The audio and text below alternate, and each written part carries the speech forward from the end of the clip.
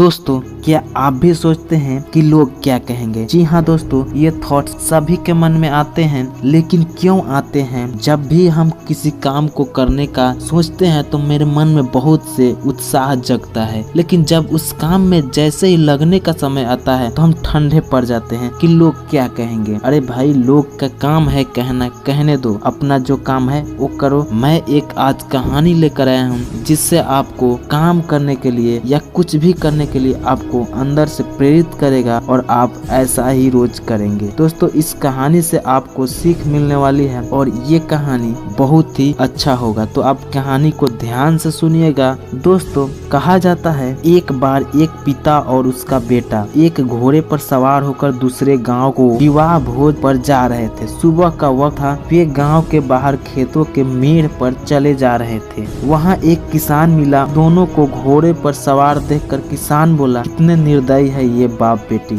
एक बेजुबान घोड़े पर दो दो जन सवार कर जा रहे हैं। यह सुनकर पिता घोड़े से उतर गया और घोड़े से बंधे रस्सी को पकड़कर आगे बढ़ने लगा। सूरज सर पर चढ़ आया था और धूप काफी तेज हो गई थी। अब ये एक कस्बे से गुजर रहे थे। एक ठेले वाले ने यह देखकर कहा, कैसा बेटा है यह, इस चिलचिलाती धूप में लड़का स्वयं आराम से घोड़े पर बैठा है और पिता पैदल चल रहा है। यह सुनकर बेटा घोड़े से उतर गया और घोड़े पर पिता को बैठा दिया और वे आगे बढ़ गए। अब वे एक बस्ती से गुजर रहे थे जहां एक महिला कुआं से पानी भर रही थी। उन्हें देखकर यह महिला बोली, अरे देखो तो कैसा निष्ठुर पिता है जो स्वयं घोड़े पर बैठा है और लड़का को पैदल ही ले जा रहा है। यह सुनकर पिता भी घोड़े से उतर गया और दोनों ही घोड़े के अगल बगल पर जाने लगा। शाम हो चली थी। आकाश के पंछी अपने घोंसले को लौट रहे थे। पिता और पुत्र सूरज के ढलते ढलते गंतव्य स्थान को पहुंच गए, पर वे